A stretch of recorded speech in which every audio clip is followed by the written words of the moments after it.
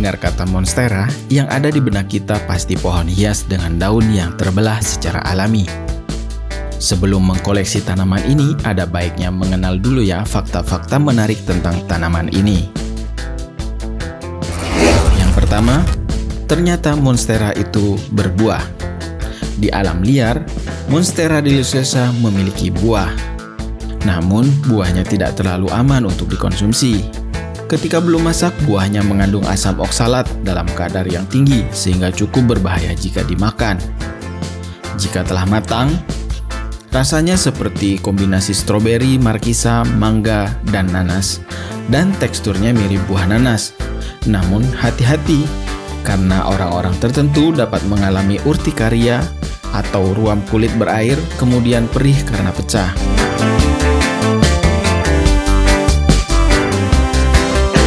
Selanjutnya adalah lubang-lubang pada monstera ternyata memiliki fungsi. Hutan hujan tropis adalah habitat alami monstera. Dengan mengembangkan lubang di daunnya, daun monstera yang besar berfungsi untuk menahan hujan yang deras dan angin.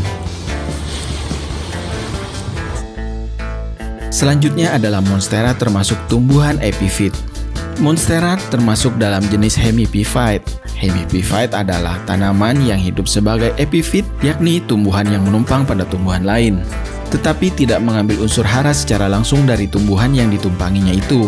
Beberapa epifit secara perlahan membunuh tanaman inangnya, atau juga dikenal tumbuhan parasit. Monstera hidup dimulai seperti tanaman biasa yang tumbuh di tanah.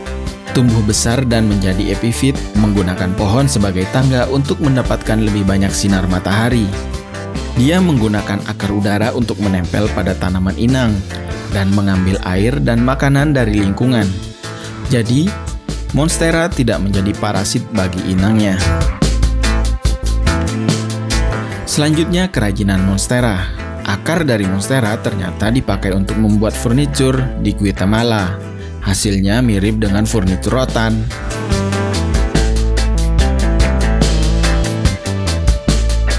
Monstera pertama kali ditemukan pada 1693.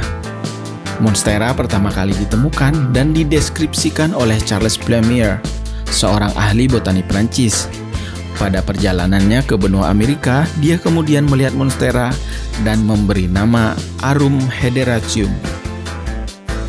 Pada 1763, ahli botani Linnaeus menyalin deskripsi tanaman tetapi memutuskan untuk merubah namanya menjadi Dracontium pertusum. Ketika monstera sudah digunakan sebagai tanaman hias di Inggris dan Belanda, ahli botani Prancis Adanson memberi nama monstera. Nama itulah yang dikenal hingga saat ini dengan nama Monstera adansoni. Selanjutnya adalah penemuan Monstera deliciosa.